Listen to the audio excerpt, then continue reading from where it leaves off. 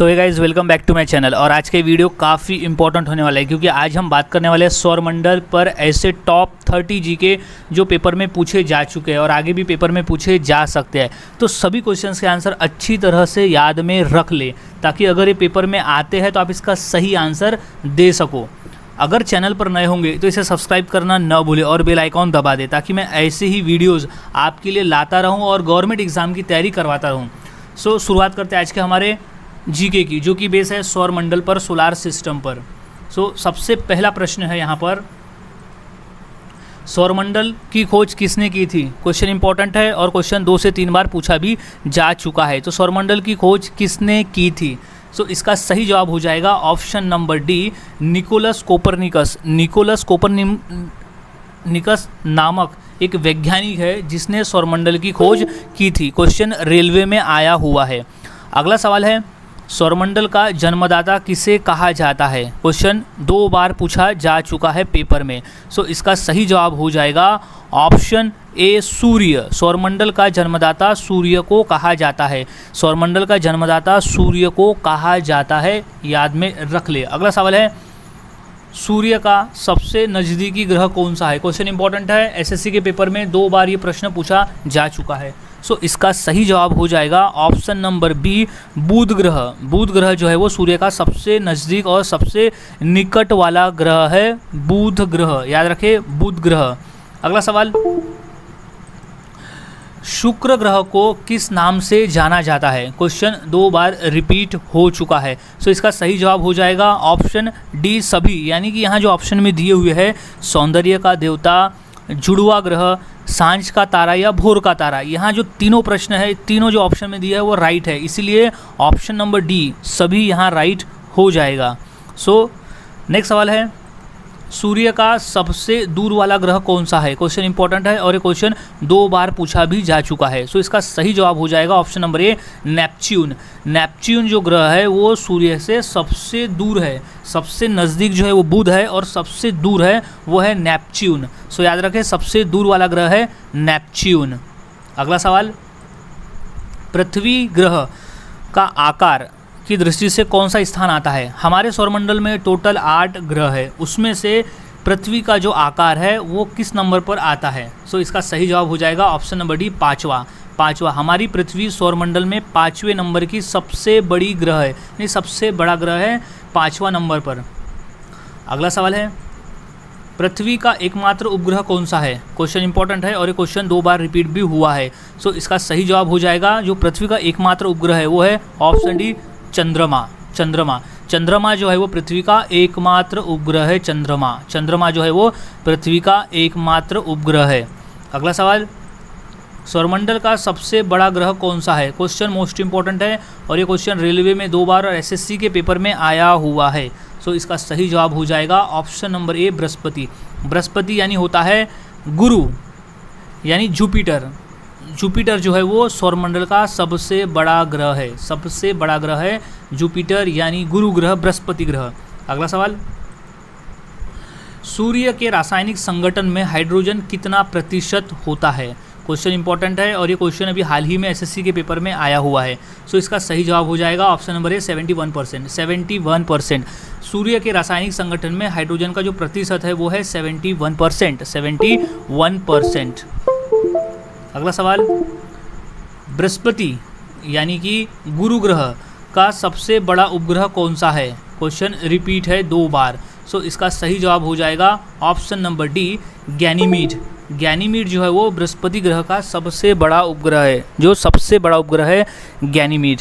अगला सवाल, सौरमंडल का सबसे गर्म ग्रह कौन सा है? क्वेश्चन इंपॉर्टेंट है और ये क्वेश्चन पूछा जा चुका है। इसका राइट आंसर हो जाएगा ऑप्शन नंबर सी, शुक्र ग्रह। शुक्र ग्रह, यहाँ कई लोगों को डाउट होता है कि सौरमंडल में जो सूर्य है उसके सबसे नज़दीक वाला ग्रह बुध है, लेकिन सबसे जो गर्म है वो शुक्र कैसे है? इसका एक्सप्लेनेशन ये है कि शुक्र ग्रह का जो वायुमंडल है वहाँ पे कार्बन डाइऑक्साइड की मात्रा ज़्यादा पाए जाने की वजह से जो शुक्र ग्रह है वो गर्म है।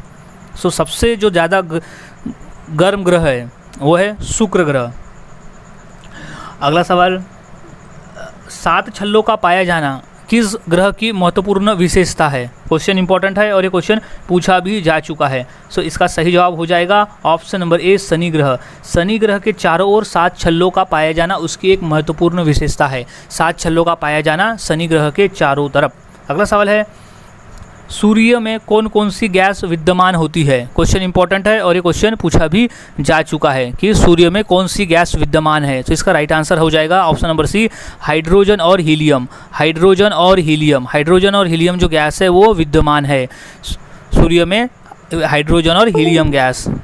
अगला सवाल, सौरमंडल का प्रधान कौन होता है? क्वेश्चन इंपॉर्टेंट है क्योंकि ये क्वेश्चन रेलवे में आया हुआ है। सो इसका सही जवाब हो जाएगा ऑप्शन नंबर डी, सूर्य।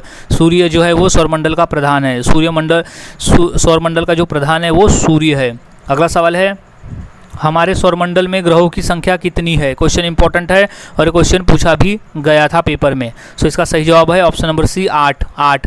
हमारे सौरमंडल में टोटल 8 ग्रह है। 8 ग्रह है, टोटल 8 ग्रह है हमारे सौरमंडल में।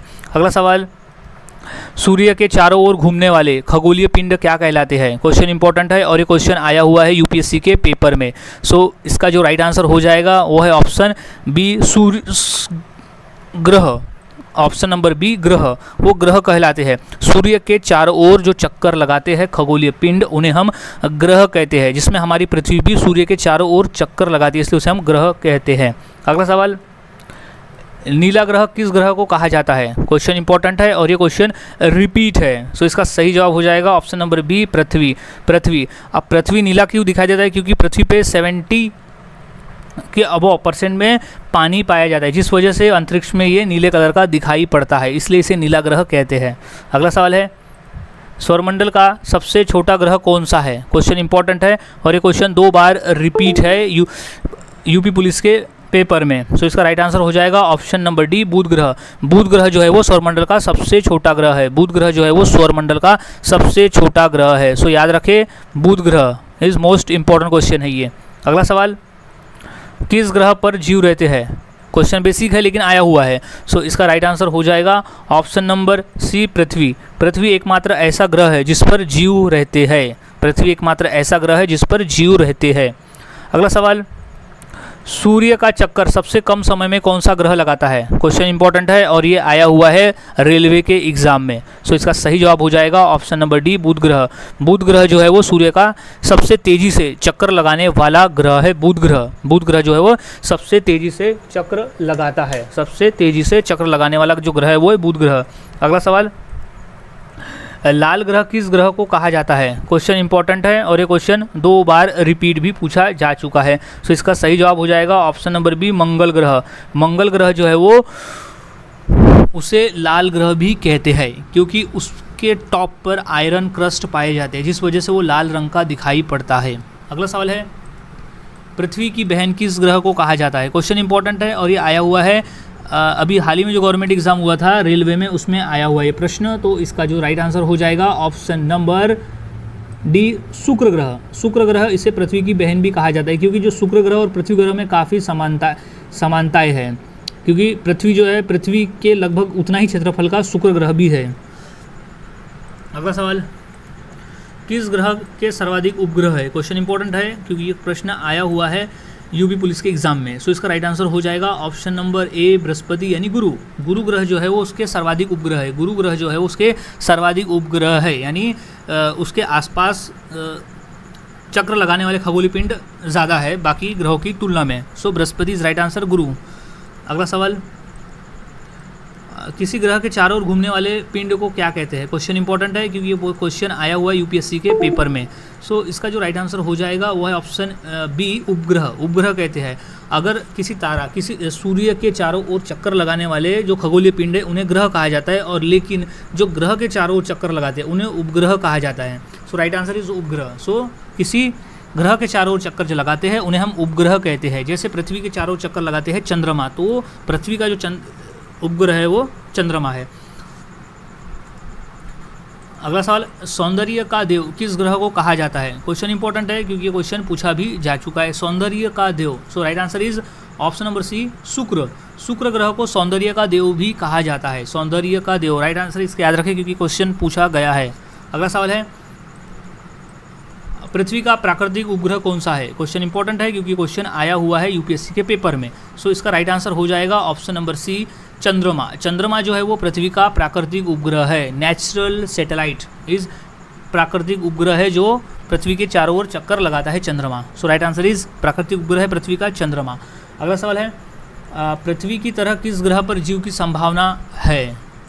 क्वेश्चन आया हुआ है रेलवे में। सो इसका राइट आंसर हो जाएगा ऑप्शन नंबर डी, मंगल ग्रह। मंगल ग्रह जो है वो पृथ्वी की तरह ही वहाँ पर भी जीव की संभावनाएं है। अगला सवाल है नंगी आंखों द्वारा किस ग्रह को हम देख सकते हैं? क्वेश्चन इंपॉर्टेंट है क्योंकि क्वेश्चन हाल ही में एसएससी के पेपर में आया हुआ है। सो इसका जो राइट आंसर हो जाएगा वो है ऑप्शन नंबर सी, शुक्र ग्रह। शुक्र ग्रह जो है वो नंगी आंखों से भी देखा जा सकता है क्योंकि ये सबसे ज़्यादा चमकीला ग्रह है। प्रश्न ये भी आया था कि सबसे ज़्यादा चमकीला ग्रह कौन सा है, तो शुक्र ग्रह है और ये सबसे ज़्यादा चमकीला होने की वजह से इसे नंगी आंखों से भी देखा जा सकता है।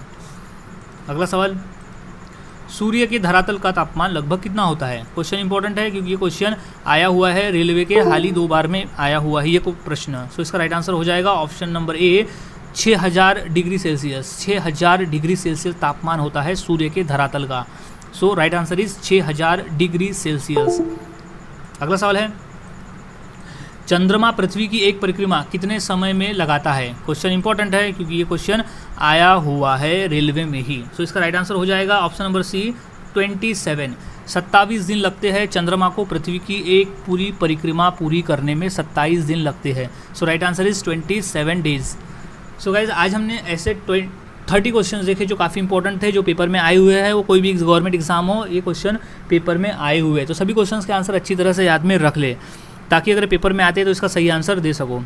सो मिलता हूँ और ऐसे ही नए जीके के साथ अगले वीडियो में। तब तक के लिए चैनल के साथ बने रहे, वीडियोस को देखते रहे और गवर्नमेंट एग्जाम की तैयारी करते रहे।